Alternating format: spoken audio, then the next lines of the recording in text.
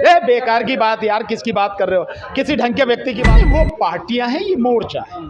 देखिए, इस मोर्चे का उद्देश्य बहुत सीधा है, किसी भी हालत में बीजेपी को सत्ता में आने से रोकना, बल्कि सत्ता से उखाड़ के फेंकना। एक और इसके लिए ये मोर्चा बनाया गया है कि जो भी ऐसी ताकतें हैं जो परोक्ष रूप से या अपरोक्ष रूप से, प्रत्यक्ष या अप्रत्यक्ष रूप से बीजेपी को सपोर्ट कर रहे हैं, उनको भी सत्ता में आने से रोकने के लिए या उनको भी आईना दिखाने के लिए जन जागरण करना, लोगों को बताना कि आपको कहां वोट करना है और क्यों वोट करना है और किस लिए जरूरी है वो सारी चीजें।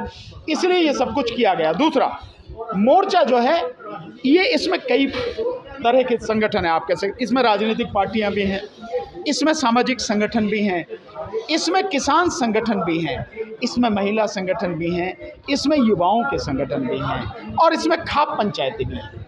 आप जानते हैं, मैं हरियाणा में और उत्तर प्रदेश में, पश्चिमी उत्तर प्रदेश में विशेषकर जाट समाज में खाप पंचायत का अपना एक महत्व है, उनका अपनी एक ताकत है, वो सब लोग इसमें शामिल हैं। और मकसद यही है कि देश विरोधी जो ताकतें हैं बीजेपी और उनसे जुड़े हुए, उनको प्रत्यक्ष और परोक्ष रूप से जो सपोर्ट कर रहे हैं, गठबंधन बना के जो कर, उनको रोका जाए। और ऐसे लोग जिन्हें पार्टियां वाकई में जो देश का भला चाहती है, ऐसी कोई पार्टी अगर हैं, वो पार्टियां अगर अच्छे लोगों को मौका नहीं देती हैं, तो ये मोर्चा उन लोगों को सपोर्ट करे कि आप चुनाव लड़ो, हम लोग हर तरह से सपोर्ट करेंगे, इसलिए ये मोर्चा बनाया है। बीजेपी चाहती थी कि डेट एक्सटेंड कर दिया जाए कुछ तो, लेकिन 3 दिन की मोहलत मिल पाई चुनाव आयोग ने दिया, इससे क्या ये 3 दिन या 2 दिन या 1 दिन अगर बीजेपी, और अगर क्या ये बीजेपी के ही कहने पर हुआ है, तो निश्चित रूप से उनकी सुविधा के हिसाब से हुआ है कि कैसे वो इस इलेक्शन को मैनेज करेंगे, और कोई इसका मतलब नहीं है और कोई मकसद भी नहीं। मकसद यही है कि किसी भी तरह से इस चुनाव को मैनेज किया जाए, क्योंकि रिपोर्ट इंटेलिजेंस के माध्यम से उनके पास है कि 90 में से अगर ईवीएम के माध्यम से भी चुनाव ईमानदारी से होगा तो 80 से ज़्यादा सीटें बीजेपी हारने जा रही है, ये सब उनके पास में रिपोर्ट। और अगर बैलेट पेपर से चुनाव हो जाए तो 1 सीट जीत नहीं सकती बीजेपी वहाँ पे हरियाणा में, ये सारी की। तो इन सब के दौरान वो कैसे ईवीएम को मैनिपुलेट करें, इलेक्शन कमीशन के माध्यम से कैसे इस चुनाव को जो जीत लें, वो सारा गणित बिठाएगा। इसीलिए आगे पीछे जो भी कुछ हुआ है, इसलिए। क्या लगता है अभी जो गठबंधन हुआ है वहाँ मायावती का और अभय चौटाला का, साथ साथ चंद्रशेखर और दुष्यंत जी का, इसका कितना इफेक्ट? ये दोनों गठबंधन जो हुए हैं, ये दोनों गठबंधन बीजेपी को फायदा पहुंचाने के लिए हैं। मायावती जी जब देश पूरा का पूरा संविधान बचाने के लिए लड़ रहा था, तो मायावती जी उत्तर प्रदेश में इंडिया गठबंधन के साथ में क्यों नहीं आई? क्या दिक्कत थी? आप अलग लड़ रहे, इसका मतलब वोट जो है वो वोट काटी जा रही हैं, और वोट कटी भी, जिसका फर्क भी पड़ा।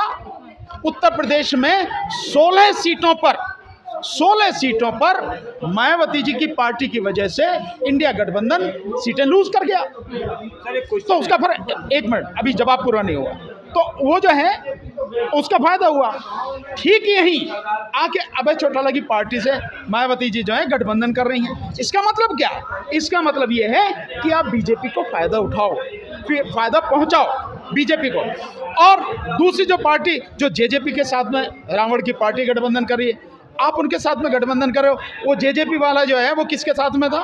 अभी पूरी सत्ता उन्होंने बीजेपी के साथ में भोगी, पूरी सत्ता का मजा लिया, और अब चुनाव के एंड पहले वो अलग अलग हो गए, और अब चुनाव के समय में वो उनके साथ में गठबंधन कर रहे हैं। तो ये जो वोटें बटेंगी, ये जो वोटें कटेंगी, इसका लाभ किसको होगा?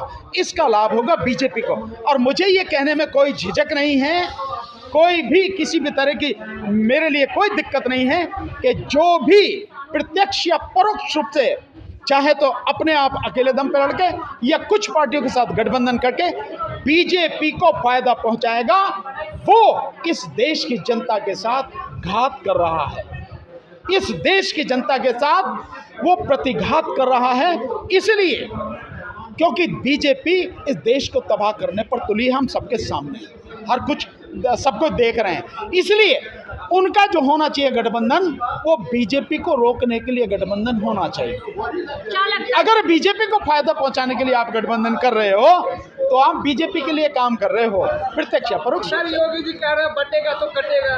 योगी ने तो नारा दिया था 80-20 का, और अब जो है ना, जब पब्लिक ने बता दिया कि तुम्हें तुम्हारी औकात क्या है, तुम्हारी हैसियत पब्लिक जानती है और बता दी पब्लिक ने, और यूपी में सफाया कर दिया, तब कह रहे हैं कि बटेंगे तो कटेंगे, है नहीं? इसलिए वो बीजेपी कह रही है ना, योगी कह रहा, बीजेपी का योगी कह रहा। और विनेश 240 पर हम आए हैं, अगर ईवीएम में धांधली होती तो हम 400 पार कर जाते। अरे अगर ईवीएम में धांधली नहीं होती तो तुम 100 सीट भी नहीं ला पाते।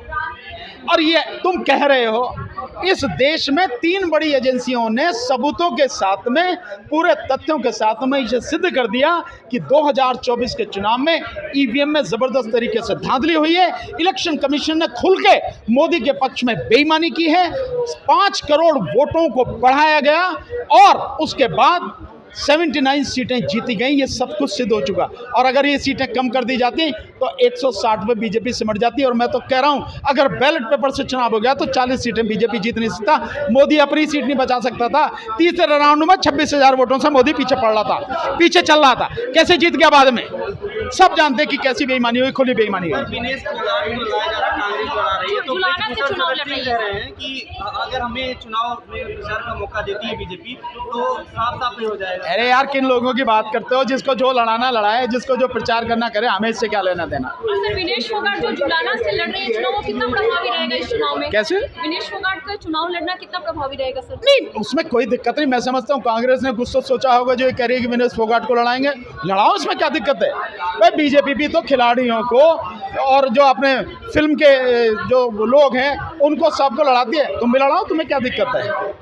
इसमें कोई दिक्कत नहीं है। लेकिन केवल इसी से बात नहीं बनती। इस देश में ऐसे बहुत लोग हैं, बहुत अच्छे लोग हैं जो लगातार जमीन पे काम कर रहे हैं। उनको भी आगे लाओ ना, आप उनको भी मौका दो आप। सर किसानों के मुद्दे जो है, शंभू बॉर्डर पर इतने दिनों से किसान बैठे हुए हैं, उनके मुद्दे कोई नहीं उठा रहा, कोई मोर्चा है? भैया वो कोई भी नहीं उठाएगा, किसानों का कोई नहीं है। किसानों को तो अपनी लड़ाई खुद ही लड़नी पड़ेगी और पूरी रणनीति के साथ लड़नी पड़ेगी और इकट्ठे होकर लड़नी पड़ेगी। तो सर हरियाणा के मुख्यमंत्री जो है हमारे नायब सिंह सैनी, उन्होंने एमएसपी की बात की थी किसानों के लिए, इस बारे में आप क्या कहेंगे? अरे जब उनका जो है मुखिया ही जो उनका सब कुछ है, जिसके दम पे वो बना, जिसने बनाया उसको, वो ही एमएसपी पे झूठ बोल रहा है, किसान की पीठ में छुरा भोंक रहा है, धोखा दे रहा है, तो सैनिक की क्या औकात है? सैनिक की बात का क्या मतलब है? सर कंगना रनौत बेकार की बात यार। किसकी बात कर रहे हो? किसी ढंग के व्यक्ति की बात कर रहे हो यार मेरे। कंगना रनौत सांसद है, आप कह रहे हैं कि वो ढंग की बात करो। तो तेरी सांसद होगी भाई। सांप्रदायिक सौहार्द को बढ़ाने के लिए, आपसी भाईचारे को बढ़ाने के लिए काम कर रहे हो, देश की जनता के लिए काम कर रहे हो, उनके सवालों को उठा रहे हो, उनकी चर्चा करो यार। ऐसे सवाल ऐसे नेता को आधा नहीं मिलेगा। हरियाणा में सर गोरक्षा के नाम पे जो जिस तरीके से हत्या की जा रही है सर, वो बहुत सीधा सा है। इस बात से मैंने अभी भी कहा साथियों को, इस बात से एक बात सिद्ध हो गई कि गौरक्षा के नाम पर इस देश में खुले रूप में कातिल घूम रहे हैं। इससे बड़ी कोई बात नहीं होगी। और कातिल खुद एडमिट कर रहा है, हाँ उसने गौरक्षा के लिए मारा। एक मिनट प्लीज, सवाल अभी पूरा नहीं हुआ, जवाब पूरा नहीं हुआ। और जो इस तरह के लोग हैं वो ये कह रहा है कि मुसलमान